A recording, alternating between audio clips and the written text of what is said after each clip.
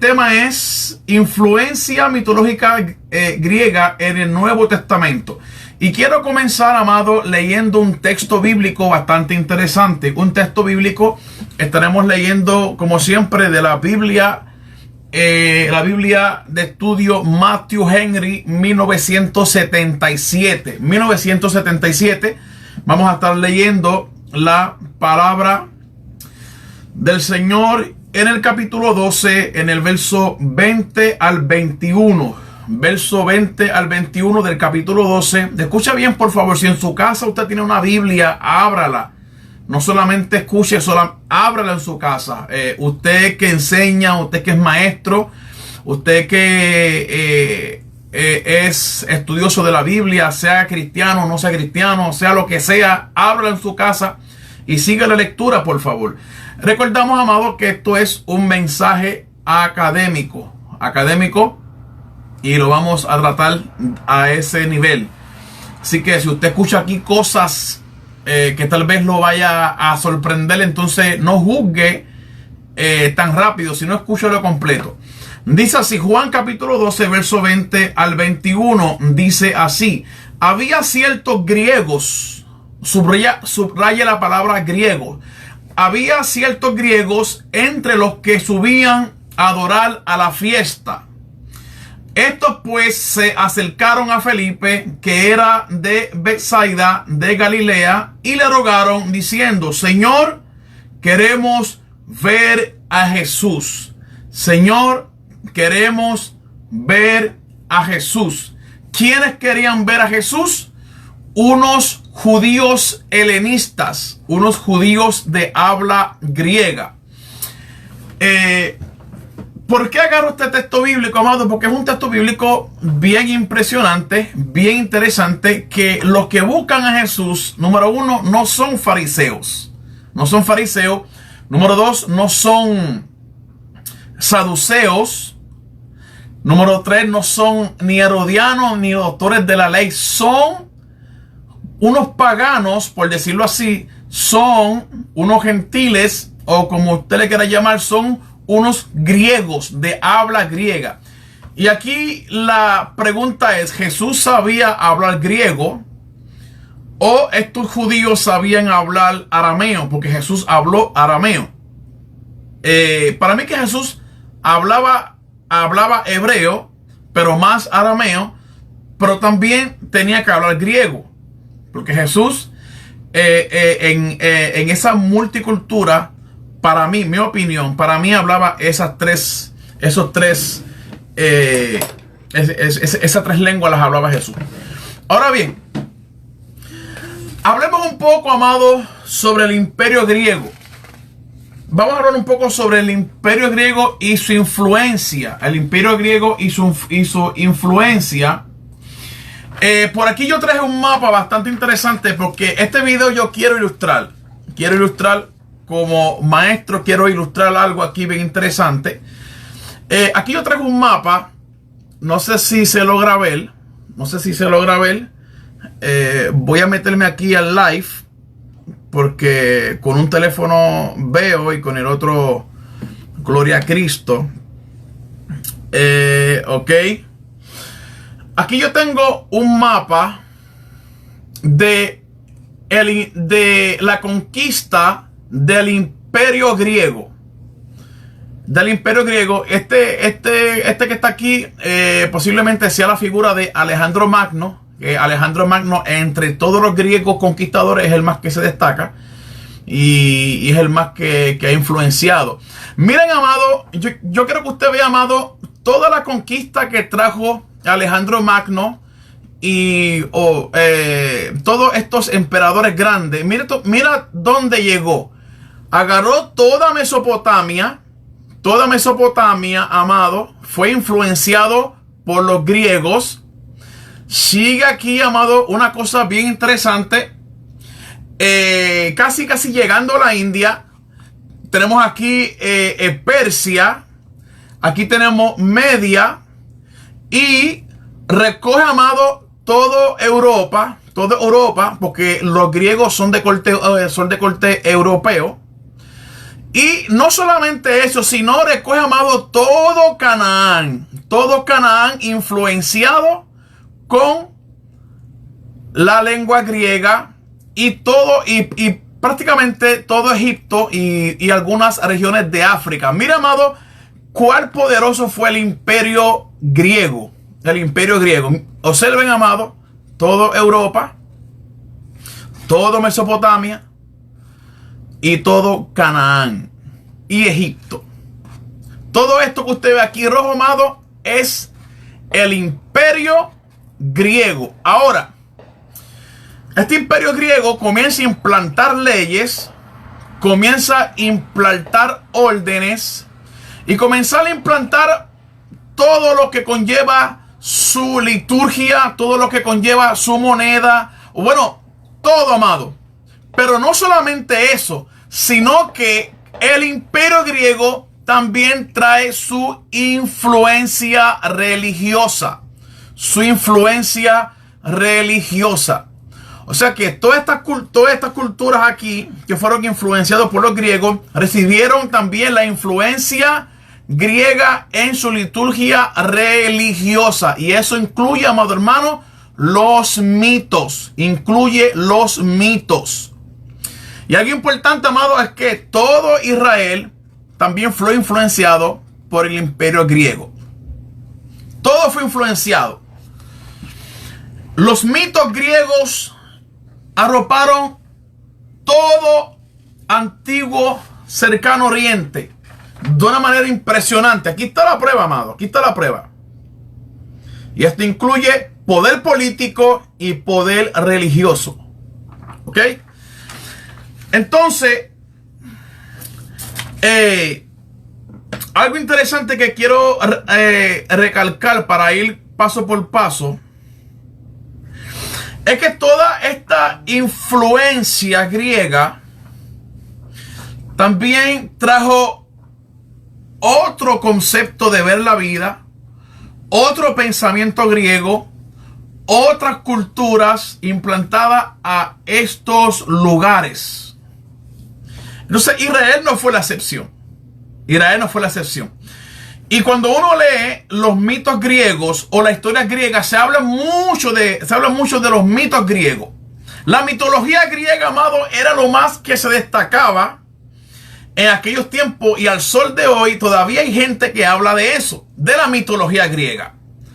O sea que fueron personas, amados, fueron personas pensantes, se movía mucho la filosofía, se movían muchos grupos sapienciales, pero también la filosofía y la mitología. Y yo me quiero estancar un poco sobre la mitología griega. Ahora, cuando hablamos de mitología griega, ¿de qué estamos hablando? Estamos hablando, la mitología griega es el conjunto de mitos y leyendas, pertenecientes a la cultura de la antigua Grecia, que tratan de sus dioses y héroes, como los dioses del Olimpo, que vamos a hablar de eso en breve, la naturaleza del mundo, los orígenes y el significado de sus propios cultos y prácticas y rituales. Formaban parte de la región de la antigua Grecia, que tenía como objeto el culto básicamente a los dioses olímpicos. Los dioses olímpicos. Y eso ha influenciado mucho, amado, también a este sector del occidente, que somos nosotros, el occidente. Los investigadores modernos recurren a los mitos y los estudian en un intento por arrojar luz sobre las instituciones religiosas y políticas de la antigua Grecia y su civilización, así como para entender mejor la naturaleza de la propia creación de los mitos. Los mitos griegos todavía se estudia, amado, en las diferentes disciplinas para investigar. Porque los mitos no es que sea mentira, o por lo menos ellos usaban el mito para intentar de enseñar una verdad, una verdad. Para eso se utilizaban los mitos en aquella época. Ahora, nosotros no utilizamos mitos. Nosotros estamos súper adelantados, amados. Estamos súper adelantados y no hace falta que usemos mitos. Porque el mito fue sustituido por la ciencia. Nosotros tenemos una ciencia bastante adelantada, bastante avanzada, que no hace falta utilizar mitos. Porque en vez de mitos tenemos la ciencia. La ciencia nos ilustra y nos arroja luz de ciertas cosas, amados. Los estudios científicos son importantes en este tiempo. Pero como para aquel tiempo, en el antiguo cercano oriente, no tenían esa ciencia que tenemos hoy, pues ellos se valían de los mitos para intentar enseñar una realidad, pero utilizando mitos. Lo mismo pasaba, amado, con los hebreos. Los hebreos también fueron influenciados por los mitos mesopotámicos, los mitos egipcios y los mitos babilónicos especialmente. Y esos mitos, amados, ellos traían una enseñanza, porque no había ciencia. No había ciencia, amado, en aquel tiempo. No había esta ciencia que nosotros tenemos. Entonces yo quiero comenzar a hablar de mitos. Y el primer titán, vamos a hablar, amados, de los titanes. Vamos a hablar un poco sobre los titanes para llegar a donde quiero llegar. El primer titán que yo voy a hablar, el primer titán que voy a mencionar, es al titán llamado Cronos. Y Cronos está entre los primeros titanes de la mitología griega, los dioses del Olimpo. Y este es Cronos. Este hombre que usted ve aquí, sentado en su silla con un garfio o una hoz, es el llamado Cronos. Y es un personaje, amado, bastante interesante. Entonces, cuando hablamos de Cronos, hablamos en la mitología griega, era el principal de la primera generación de titanes descendientes divinos de Grecia. Era uno de los principales. Uno de los principales. Entonces, sus padres, ¿quiénes eran los padres de Cronos? Era Gea, que significa la tierra, y Urano, que era el cielo. Ea y Urano eran padres de Cronos. Y este es un titán bien importante en la mitología griega, porque de él desprenden otros titanes del Olimpo. Ahora, este hombre, dice aquí la historia que Cronos derrocó a su padre Urano y lo castró. Por eso es que mencionan a Cronos o lo dibujan con un hoz. O sea, él castró a su padre. Urano lo castró, y dice la historia, dice el mito, que este hombre gobernó durante toda la mitológica Edad Dorada, hasta que fue derrotado y echado al inframundo. Eso es lo que dice la historia, y es bien interesante. Ahora, este personaje mitológico llamado Cronos tuvo unos hijos bien interesantes, y tuvo 6 hijos. Cronos tuvo 6 hijos, y uno de los hijos, o mejor dicho, hijas, se llamaba Estella. Estella es el primer hijo. El segundo, Demeter. El tercero se llamaba Eras. El cuarto, Hades. El quinto, Poseidón. Y el sexto, Zeus. Que Zeus era el más pequeño y se convirtió en el dios de todo el cielo y el universo. Pero no vamos a tocar ese tema. Ese es otro tema de Zeus. Aquí vamos a enfocarnos, amado, a la figura principal de uno de los hijos de Cronos. Y uno de los hijos de Cronos es Hades. Este es Hades, amado hermano. Este es Hades. Y este que usted ve aquí es una figura importante en la mitología griega, porque fue una persona, vamos a usarle el título una persona, porque para los griegos pues estas cosas eran reales. Para nosotros ya sabe que esos son mitos. Y Hades tenía un fiel amigo que usted ve aquí, que es un perrito de 3 cabezas. Aquí vemos a Hades. ¿Quién era Hades? Hades es el hijo mayor varón de Cronos y Rea. Y según el mito, él y sus hermanos Zeus, escucha bien, Zeus y Poseidón, derrotaron a los titanes y reclamaron el gobierno del cosmos, adjudicándose al inframundo, el cielo y el mar. Respectivamente, la tierra sólida, desde mucho antes, provincia de Gea, estaba disponible para los 3 al mismo tiempo.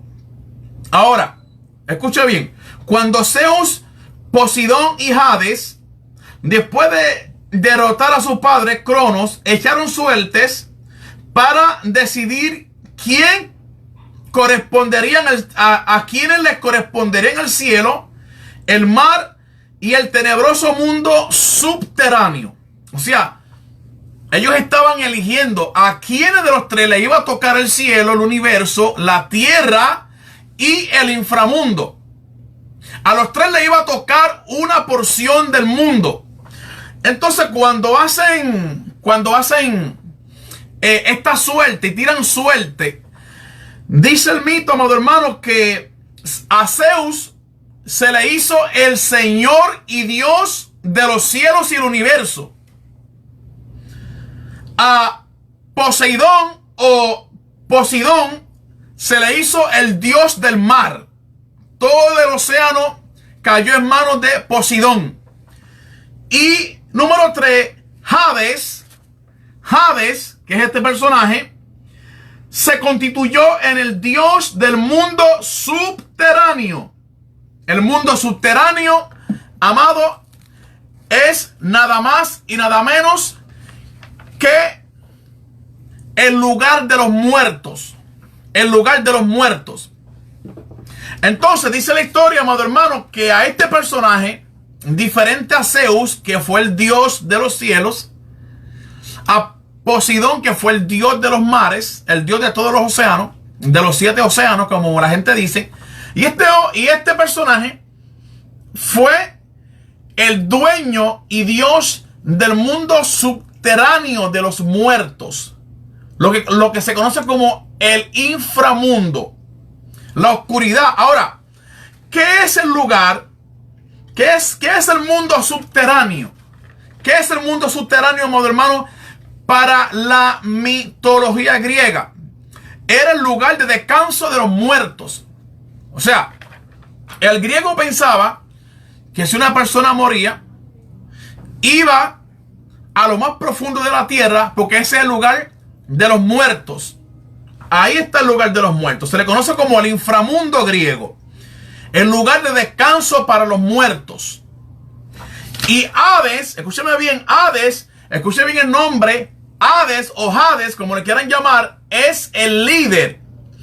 Y siempre que una persona moría y iba al inframundo, estaba Hades esperándolo con su fiel amigo, el perrito, que tengo el nombre por aquí de el perro.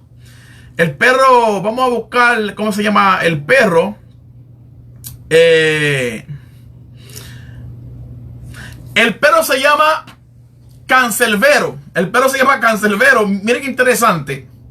O sea, este hombre o este personaje era el dueño del inframundo. Miren qué interesante. Ahora, ese inframundo, ese lugar oscuro, ese lugar de tinieblas donde iban los muertos, escuchen bien, donde iban los muertos. Siempre que una persona moría, iba para ese mundo, para el lugar de los muertos. para el inframundo. Ese lugar del inframundo donde gobernaba Hades se dividía en dos secciones. Número uno, se dividía, amado hermano, en los campos elíseos. Los campos elíseos era un lugar bastante lindo, era como un paraíso. Y yo saco una lámina de lo que es un campo elíseo. Un campo elíseo, según la mitología griega, un campo elíseo es esto. Ahora, ¿dónde estaba esto? Allá abajo, en el inframundo. Usted dirá, hermano Carlos, pero ¿cómo es posible? Recuerden que son mitos griegos. Son mitos griegos. Usted no puede pensar, amado, que esto es real. Sí, por favor, entienda. Estamos trayendo una enseñanza mitológica griega. Este es parte de los campos elíseos. ¿Quiénes iban aquí? Las personas con virtudes, las personas tal vez con un buen testimonio, las personas, amados, que alcanzaron cierta sabiduría. ¿Quiénes iban aquí, amado? Iban las personas, hombres y mujeres, que habrían de pasar una eternidad dichosa, feliz, en medio de paisajes verdes y paisajes hermosos. Ahí los tenían. Eso se llama los campos elíseos. Los campos elíseos. Ahí estaban, amados. Qué interesante cuando vemos estas cosas. O sea que el inframundo, donde iban los muertos, habían secciones. Y eso es lo que nos enseña, amado, que el griego pensaba en la vida después de la muerte. La vida después de la muerte, pero la pensaba, amado, a su estilo. A su estilo. Porque, mira qué interesante esto, amado. Sí, ahí van las personas que no iban a recibir una condenación ahí. Ahí tú estabas tranquilo, fuera de torturas, fuera de tormentos, fuera, amado hermano, de cualquier preocupación. Estás ahí en un lugar deleitoso. Estás ahí en un lugar, amado, de consolación. Estás ahí en un lugar donde puedes estar ahí disfrutando de estos hermosos paisajes. Ahora, aparte de esto, había otro lugar más abajo. Porque estamos hablando, amado, que los campos elíseos estaban en un lugar, pero más abajo de esto, se encontraba, amado, el Tártaros. Se encontraba el Tártaros. Este es el Tártaros. Más abajo se encontraba el Tártaros. Y el Tártaros es este que está aquí. Un lugar tenebroso, un lugar de oscuridad, un lugar de sufrimiento, un lugar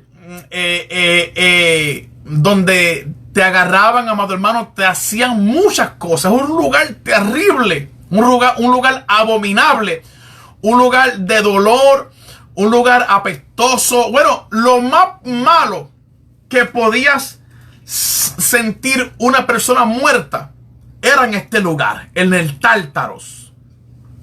Ahora, ¿qué es el Tártaros? ¿Qué es el Tártaro? Es un profundo abismo usado como una mazmorra de sufrimiento y una prisión para los titanes y los cíclopes. Los titanes y los cíclopes. Y cuenta la mitología, cuenta la historia, amado hermano, que el papá de Hades, Cronos, estuvo un tiempo encerrado en este lugar. ¿En dónde? En el Tártaros. En el Tártaros. Cronos estuvo un tiempo aquí en el Tártaros. ¿Y quiénes más eran echados ahí, amado hermano? Eran echados los cíclopes. Esto es un cíclope mitológico griego. Un hombre con un ojo. Este es el famoso cíclope. Que de estas personas, de estos monstruos, no sé cómo llamarle a esto, de estos personajes mitológicos, han sacado un sinnúmero de películas. Un sinnúmero de películas bastante interesantes. Este es el famoso cíclope. Y se dice, amado hermano, que Cronos tuvo 3 hijos de esta forma. Cronos tuvo 3 cíclopes. Y estos cíclopes fueron echados al Tártaros. ¿Y quiénes más fueron echados al Tártaro? Eran echadas los titanes, los traidores, las personas, amados, que no se sujetaban a los dioses grandes, eran echados al Tártaros, incluyendo los cíclopes. ¿En dónde eran echados, amados? Aquí. Eran echados aquí, en el Tártaros. Ahora,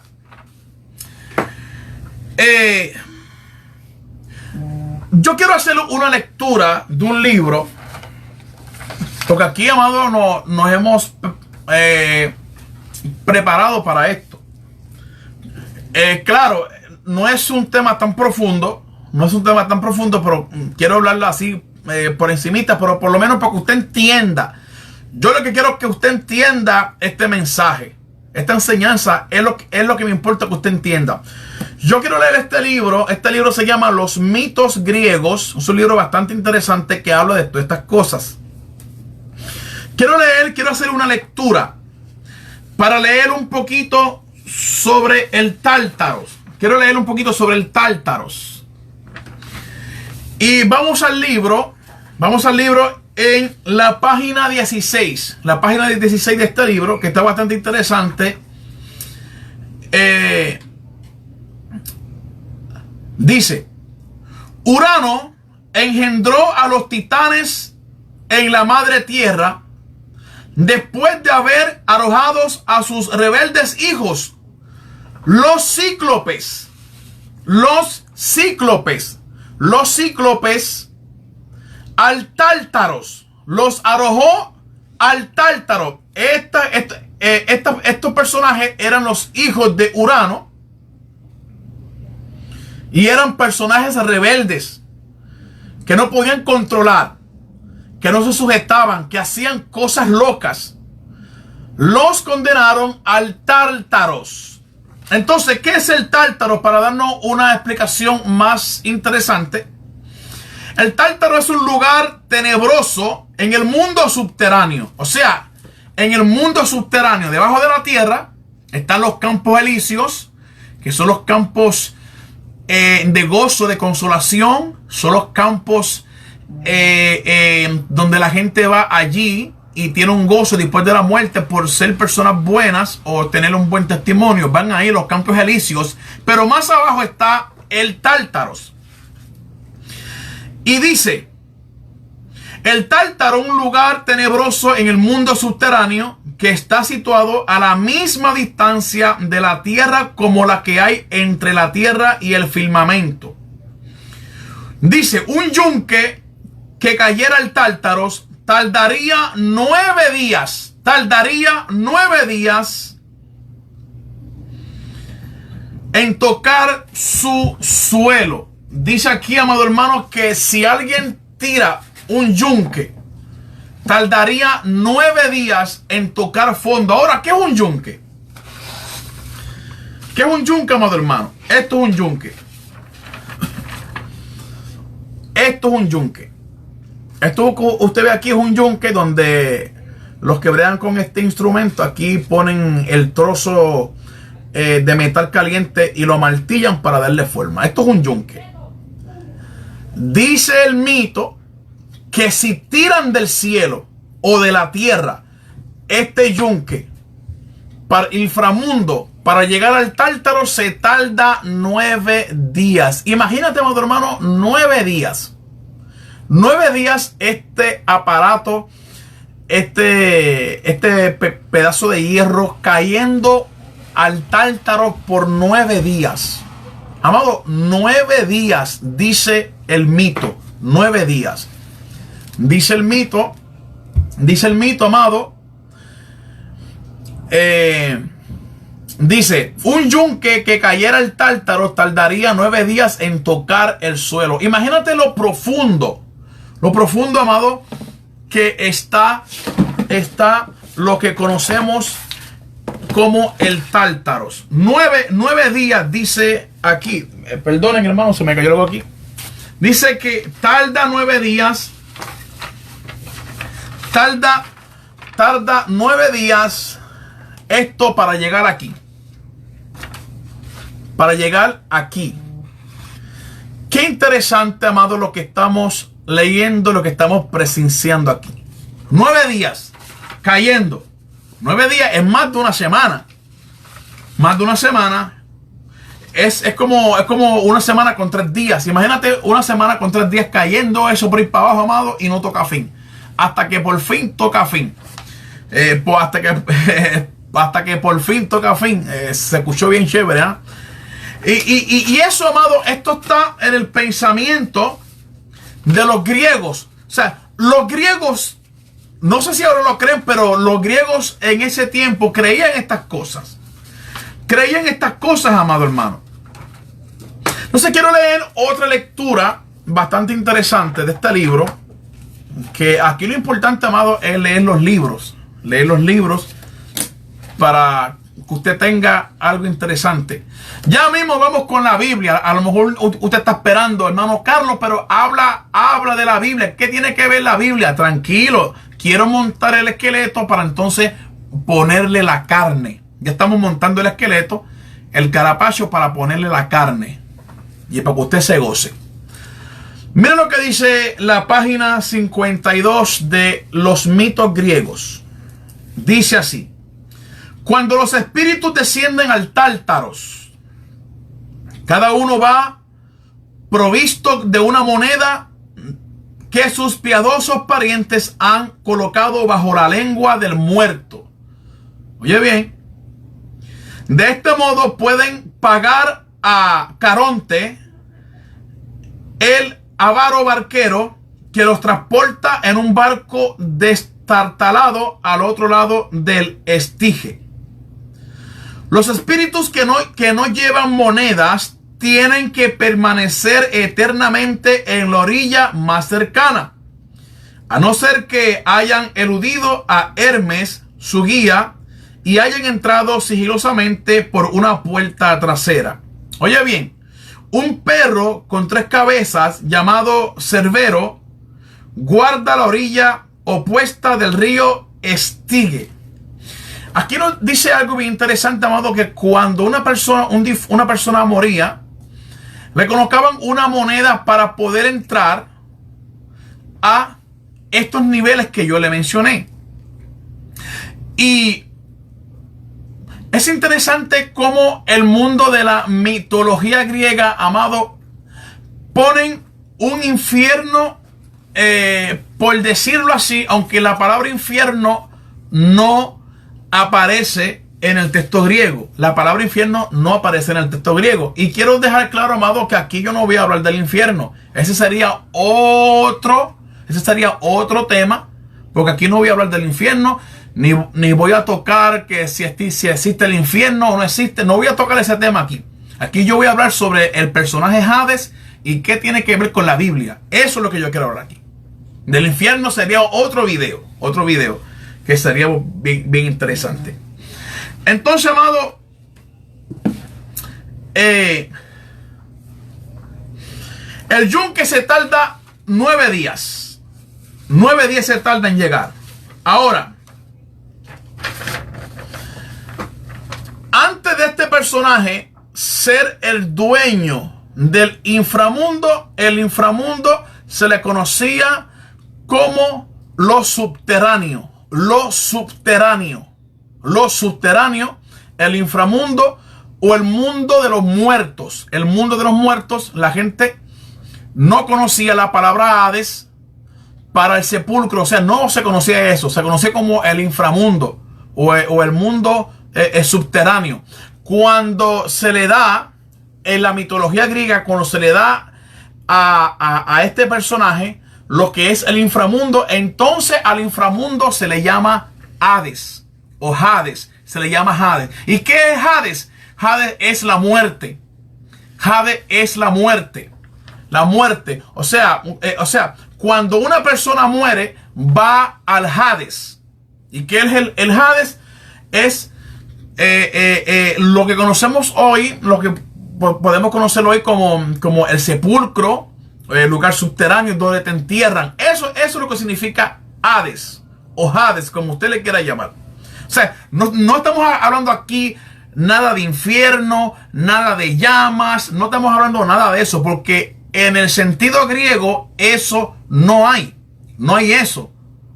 Solamente hay el Tártaros, que es un lugar donde ahí iban los titanes apresados ahí.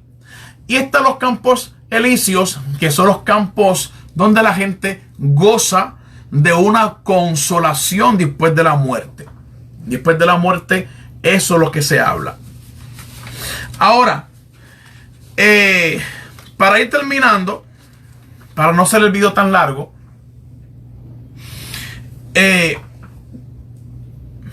sabemos, amados, que el Nuevo Testamento fue escrito en griego. El Nuevo Testamento fue escrito en griego en su totalidad, salvo unas pinceladas de arameo en el libro de Marcos. En el libro de Marcos, unas pinceladas de arameo. Aunque los que estudian las raíces hebreas quieren poner el Nuevo Testamento como si fuera un hebreo, como si fuera escrito en hebreo, pero eso no existe. Eso no existe. Es griego en su totalidad. Recordemos, amados, que el Imperio Romano, vuelvo y saco el mapa, el Imperio Romano influenció todo Mesopotamia, Babilonia, Persa, los Medos, hasta Canaán, hasta llegar a Egipto. Y todo esto fue influenciado de la lengua griega helenística. Incluso para el siglo II, amado, en Alejandría, en Egipto, es tanta la influencia griega, porque ya el hebreo, amado, se estaba perdiendo. La gente hablaba un poco de arameo, pero ya la lengua que dominaba, la lengua internacional, era el griego. Entonces tienen que crear por obligación, porque ya nadie hablaba hebreo. Tienen que crear, amado, lo que conocemos la Biblia griega, la Septuaginta.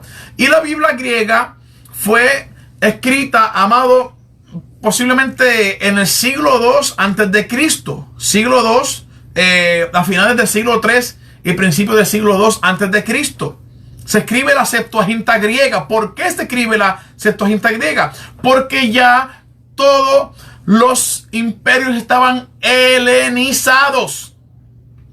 Y los judíos de habla griega tenían que entender, amado hermano, la Torá, pero en griego, no en arameo, sino en griego. Y tienen que traducir la Torá, que es en hebreo, los 5 libros primeros de Moisés, por tradición. O sea, la paternidad literaria se la dan a Moisés. Y tienen que crear la Biblia griega. Y la Biblia griega fue la que predominó en ese tiempo. ¿Por qué? Porque todo el mundo hablaba griego. Y no solamente eso, amado hermano, los escritores tuvieron que luchar con los mitos. Cuando llega el Nuevo Testamento, que comienza a crearse el Nuevo Testamento, y esta influencia mitológica, según tengo aquí en mis notas, desde el siglo III antes de Cristo hasta el siglo 30 después de Cristo.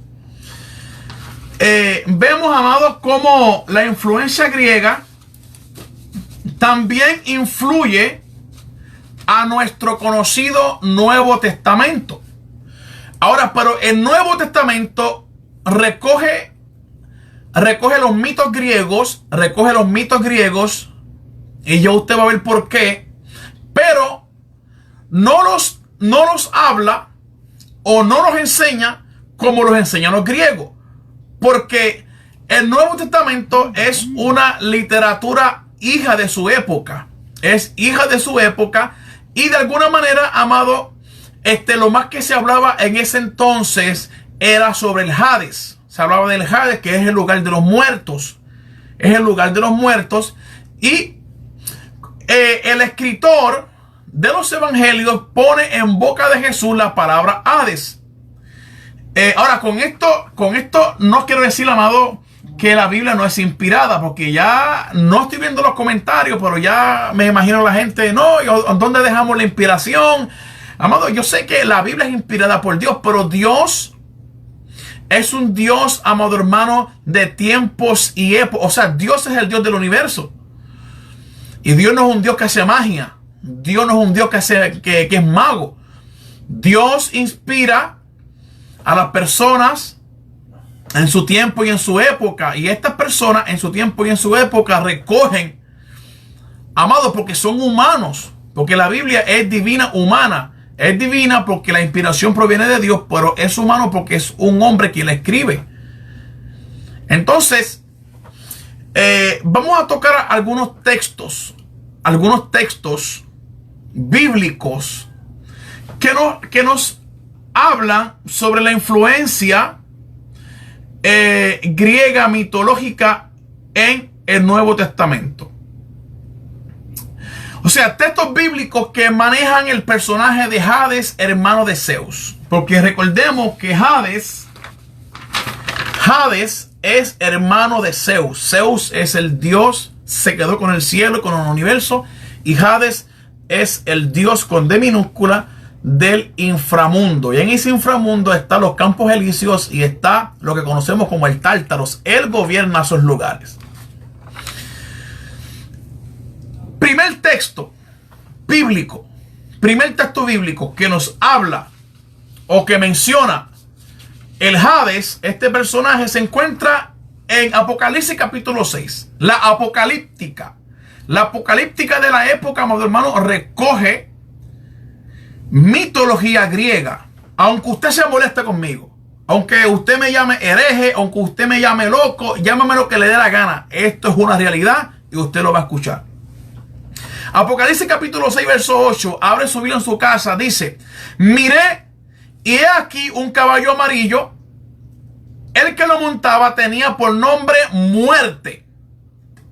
O sea, el jinete que montaba este caballo se llamaba Muerte. Y el Hades lo seguía. Claro. No estoy diciendo que el escritor de Apocalipsis, amado hermano, está hablando literalmente del mito griego, pero lo utiliza el nombre de Hades, para traernos una enseñanza. Si nosotros buscamos, amado, en orden los jinetes del Apocalipsis, el primer jinete dice que quita la paz. O sea, el primer jinete muchos interpretan que es el anticristo. El segundo jinete trae una guerra. El cuarto jinete produce, después de la guerra, viene una hambre terrible para todo el mundo. Y después de la hambre sabemos, amados, que lo que viene es la muerte y luego el lugar de los muertos. O sea, los cuatro jinetes no es que existan, porque hay gente en la iglesia que creen que los cuatro jinetes son literales, y los cuatro jinetes no son literales, amados. Estamos hablando de apocalíptica. Son cuatro jinetes que nos dan una enseñanza, amado hermano, y que cada denominación nos interpreta conforme a su credo. Es todo conforme a su credo. Entonces, este jinete, después que vino la guerra, después que vino el hambre, pues ahora viene la muerte. Y dice que la muerte estaba montado en el caballo. O sea, hay personas que van a morir después de una guerra, viene una hambre, hay personas que van a morir. Y cuando las personas mueren, amado hermano, ¿para dónde van? Para el lugar de los muertos, para el Hades. Dice que el Hades lo seguía. Como la influencia griega era tanta en esa época, el escritor de Apocalipsis tiene que citar el lugar de los muertos que se llama Hades. ¿Por qué? Porque el libro de Apocalipsis es hijo de su época. Es hijo de su época, amado hermano. Y el libro de Apocalipsis habla conforme a lo que se estaba moviendo. O sea, tiene que usar la palabra Hades. Entonces, el libro de Apocalipsis recoge la palabra Hades. Pero Hades es una palabra exclusiva de la mitología griega. ¿Quién es Hades? Hades es el hermano de Zeus. El hermano de Zeus. El dueño y señor del inframundo. Ese es Hades. Y la Biblia interpreta que las personas que mueren van ¿dónde? Van al Hades. Van al lugar de los muertos, la sepultura. Note, amado, que no estamos hablando aquí de infierno ni fuego, porque ese es otro tema. Estamos hablando conforme al pensamiento griego, porque ya el infierno le da otra connotación, y eso viene, amado, de otra enseñanza que no va a tocar aquí. Estamos hablando solamente del Hades.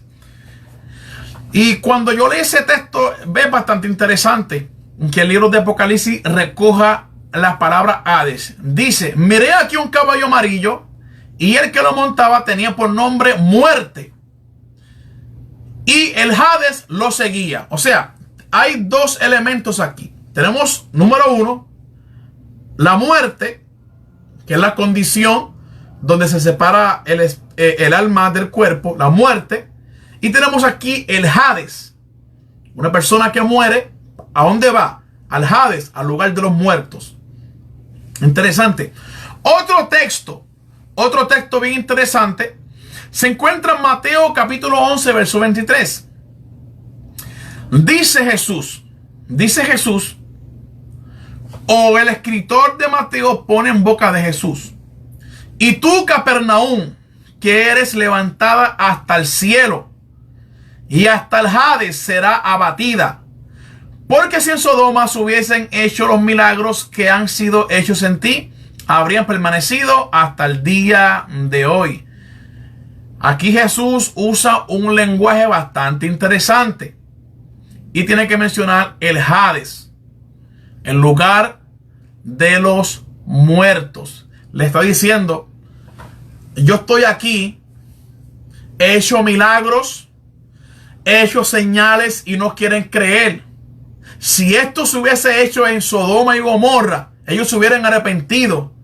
Pero como tú no lo vas a hacer, lo que te espera es la muerte. Lo que te espera es el sepulcro. Lo que te espera es el lugar donde va toda. O sea, no quieres participar de mi bendición, pero lo que te espera es el Hades.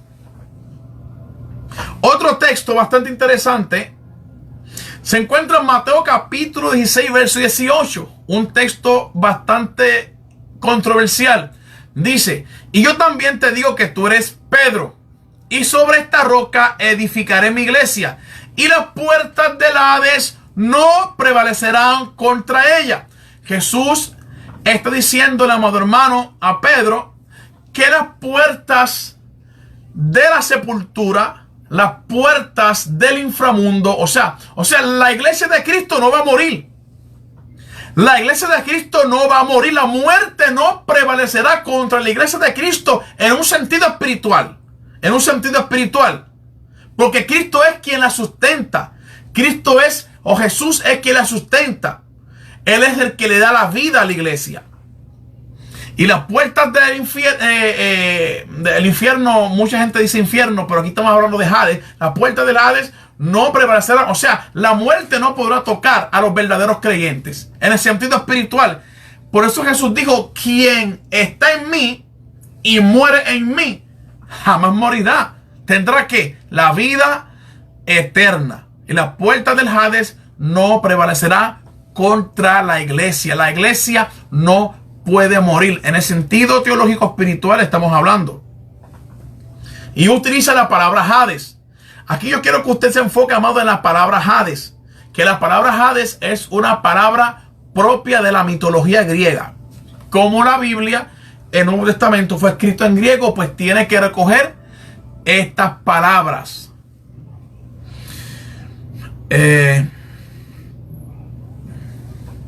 Hechos capítulo 2. Hechos capítulo 2, verso 27. Hechos capítulo 2, verso 27 dice: porque no dejarás mi alma en el Hades, ni permitirás que tu santo vea corrupción. Esto es un texto que se tiene que interpretar espiritualmente, teológicamente, amado. O sea, porque no dejarás mi alma en la sepultura. No dejarás mi alma en la sepultura. No la dejarás ahí, sino que me resucitarás. Me resucitarás. El alma, la creencia del alma, no es propia del judaísmo. La experiencia del alma y la resurrección es helenística, es de los griegos. Y eso usted tiene que saberlo y entenderlo.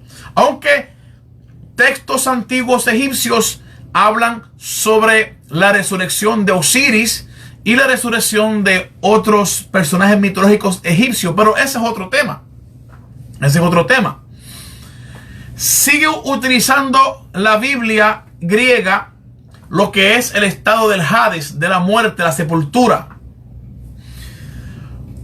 Otro texto bastante interesante se encuentra en Apocalipsis capítulo 1, verso 18. Apocalipsis capítulo 1, verso 18.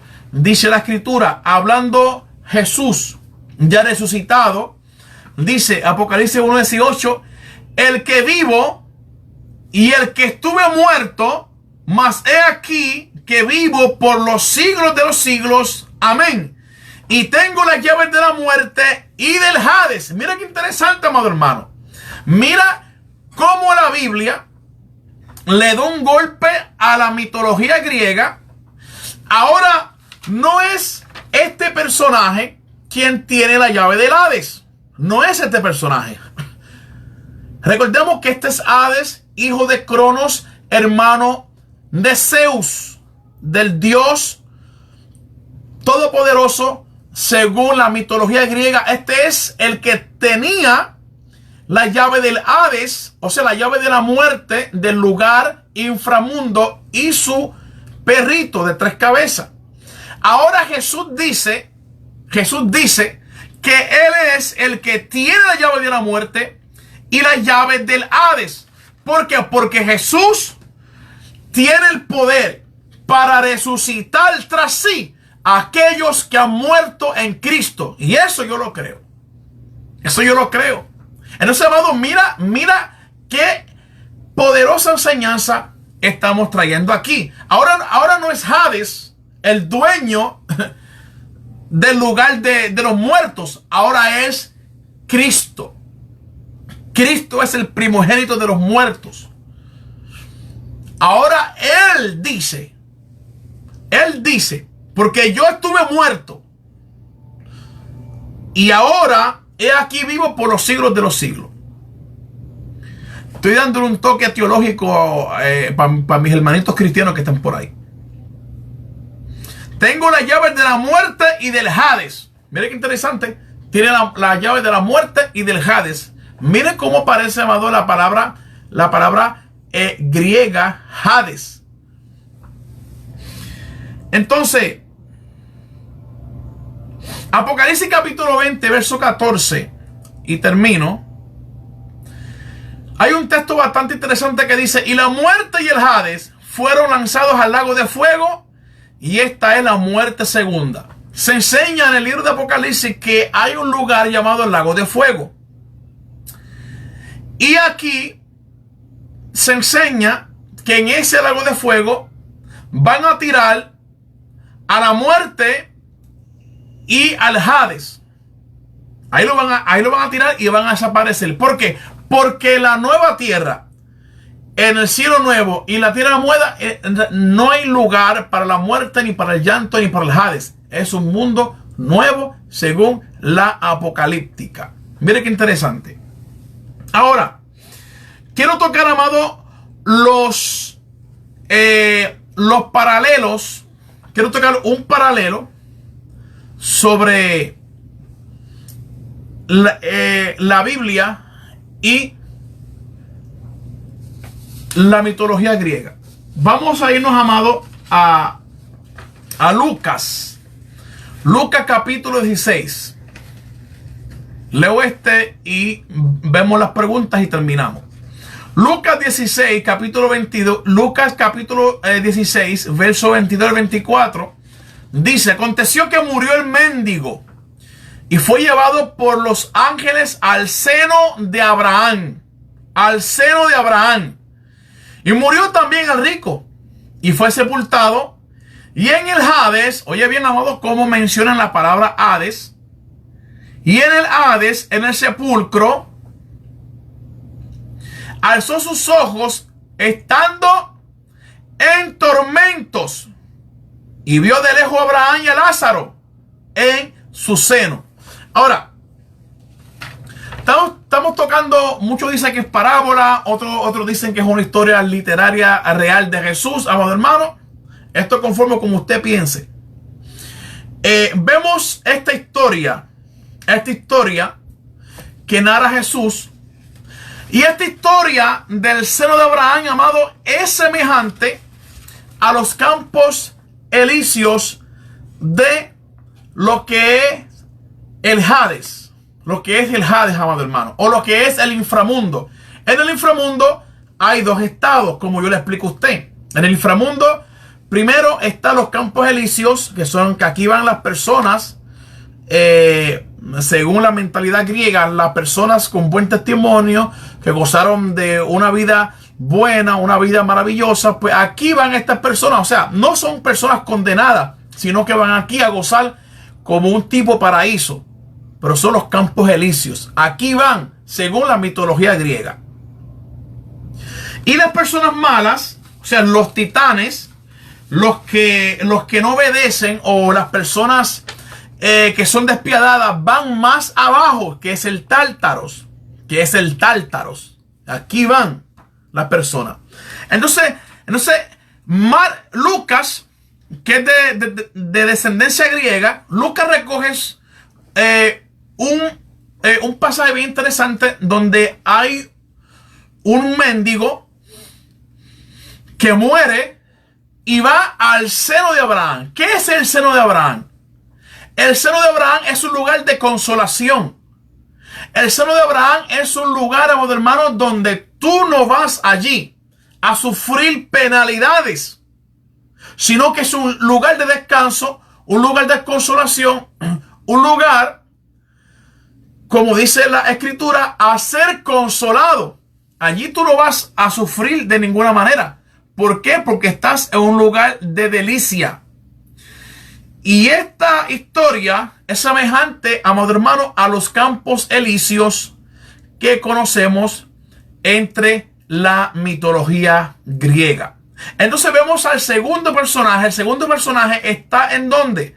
Está en el Hades. Los dos murieron, los dos están en el sepulcro. Pero la historia como que les da vida allá en el inframundo. Entonces uno está en el seno de Abraham, que son los campos elíseos, por decirlo así, y el otro está, amado hermano, siendo atormentado.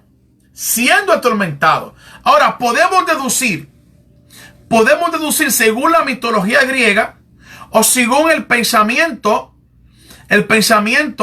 de Lucas, que el que murió, por decirlo así, en pecado, está en un lugar semejante al Tártaros.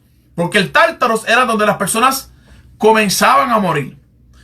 Comenzaban a sufrir. Y eso es lo que recoge, amados, el libro de Lucas. Vemos al rico sufriendo en el Hades. Y en este Hades de la Biblia hay fuego. Porque él dice, la llama me está consumiendo. Y en este Hades, en la Biblia, hay fuego. Cosa que no hay en el Hades de los griegos. En el Hades de los griegos no hay fuego. Porque Hades significa sepultura.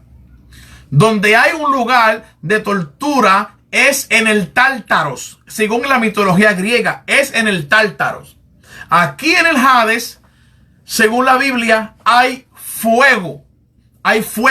Y el rico no está gozando del seno de Abraham, sino se está condenando y siendo atormentado en fuego. ¿En dónde? En el Hades. Ya en el Hades, la Biblia lo presenta como un lugar donde hay fuego. Donde hay fuego.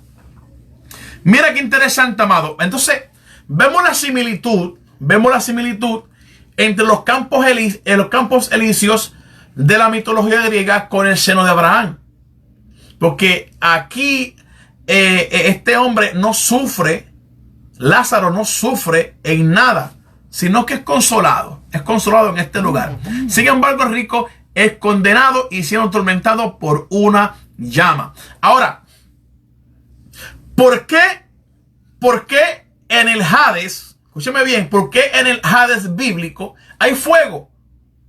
Jesús mencionó, amado, un lugar llamado el Gehenna. Y el Gehenna era un basurero fuera de Jerusalén que ardía continuamente en fuego. Y Jesús recoge ese episodio del Gehenna, que hay fuego. Y dice Jesús que las personas, amado hermano, que mueren sin salvación, van a ser atormentados con fuego. Con fuego. Entonces acá el Hades se presenta con fuego, diferente a lo que vemos en el testimonio o en la mitología griega. Mira qué interesante, amado hermano. Entonces el último texto y termino. Segunda de Pedro, capítulo 2, verso 4. Segunda de Pedro, capítulo 2, verso 4. Pedro utiliza la palabra mitológica de la época, que es Tártaros, para traernos una enseñanza. Pedro utiliza la palabra mitológica Tártaros, que era la palabra de la época, para traernos una enseñanza. Vamos a ver lo que dice Pedro en la segunda epístola de Pedro, en el capítulo 2, verso 4. Dice: pues si Dios no perdonó a los ángeles que pecaron, sino que arrojándolos al Tártaros, lastimosamente la Reina Valera del 60 cambia el pensamiento griego y pone un pensamiento en latín. La Reina Valera dice infierno, dice infernus, que es infierno, que significa por debajo o subterráneo. Y ese es un error de la Reina Valera. Yo digo un error, amado, porque el latín no cabe en el texto griego. Se supone que las Biblias digan Tártaros, y el Tártaros es la palabra griega utilizada por Pedro, que aparece en los mejores manuscritos. Ya el latín influenció mucho después del siglo XV, después del siglo XIII, influenció mucho el latín. Entonces cambian la palabra Tártaros por infierno. Pero yo estoy leyendo de la Biblia Textual 4 o de la Biblia de Jerusalén, que dice: pues si Dios no perdonó a los ángeles que pecaron, sino que arrojándolos al Tártaros, los entregó a cadenas de oscuridad, reservados hasta el juicio. Mira qué interesante que Pedro utiliza la palabra Tártaros. ¿Y qué enseñamos que pasaba en el Tártaros? ¿Qué pasaba aquí? ¿Qué pasaba en el Tártaro? ¿Quiénes iban aquí? Aquí iban, según la mitología griega, los dioses, los titanes, los cíclopes. Las personas, amado, de una jerarquía mitológica iban aquí a este lugar. Entonces Pedro utiliza este lugar, o por lo menos el nombre, para traer una enseñanza. ¿Qué enseñanza no utiliza Pedro? Que en ese lugar, o sea, a los ángeles que no guardaron la dignidad, les espera un castigo peor. Un castigo peor. O sea, utiliza la palabra Tártaro para enseñarnos que hay ángeles. Hay ángeles, amados, que están condenados ahora mismo. Están en prisiones de eterna oscuridad. Y Pedro utiliza la palabra Tártaros. La palabra Tártaros la utiliza, y la palabra Tártaros es una palabra griega mitológica. Y la Biblia incluye la palabra Tártaro, que es una palabra mitológica. Pedro hace un préstamo de esa palabra para enseñarnos que hay ángeles Hay ángeles que desobedecieron a Dios, que están en prisiones de eterna. En prisiones eternas y están ahí. Ahora, ¿la Biblia deja de ser Biblia porque utiliza estas palabras? No. La Biblia no deja de ser la Biblia, amado. La Biblia no deja de ser palabra de Dios porque mencione estas palabras. ¿Por qué? Porque el Antiguo Testamento se escribió en griego y era hijo de su época, amado hermano. Eso no quita, eso no le quita para nosotros los cristianos, no le quita ni la autoridad ni la divinidad. Al contrario, nos hace pensar, amado hermano, que los hombres que escribieron inspirados por Dios eran seres humanos que vivían en su tiempo y en su época. En su tiempo y en su época, amado hermano. Porque usted tiene que leer la Biblia en su tiempo, en su cosmos y en su época. Lo que pasa es que nosotros, muchos fundamentalistas, queremos estudiar la Biblia conforme a nuestra era, no, amado hermano, eso no es así. Usted tiene que buscar el trasfondo cultural. Tiene que buscar el trasfondo cultural y esas cosas. Y verdaderamente que hay personas que no siguen estas reglas. Entonces, amados, vamos a bendecir a Dios para siempre.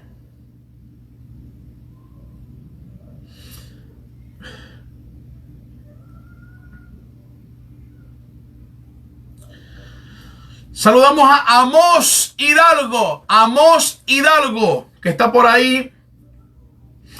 Dice, aparte de Lucas 16, donde se menciona a la historia de Lázaro, el rico, ¿qué otra referencia bíblica podemos mencionar para argumentar la doctrina del infierno? Es que la palabra infierno originalmente no es una palabra griega. La palabra infierno es una palabra latina. Y para yo hablar del infierno, entonces tendría que ser otro programa.